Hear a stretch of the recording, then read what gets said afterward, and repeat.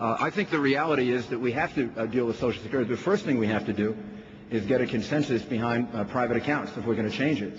It doesn't make much sense.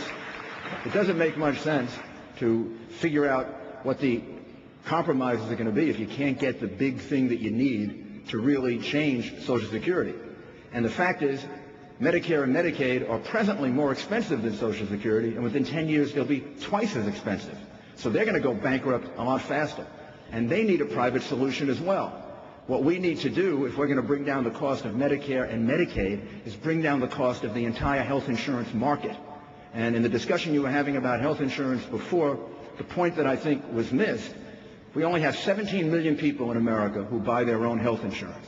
If we had 50 or 60 million people in America who bought their own health insurance, the price of health insurance would be cut in more than half. And the way you cover the people that aren't presently covered, the people who aren't presently covered with health insurance are not the poorest people. They're covered with Medicaid.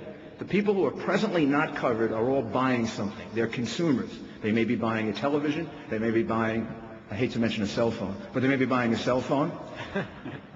But in any event, they have consumer power. They have to start getting into that market. It's the only way in which you bring down costs. So I think in both cases, if you start to establish a private market, you're going to be able to figure out how to solve these things within costs that are sustainable.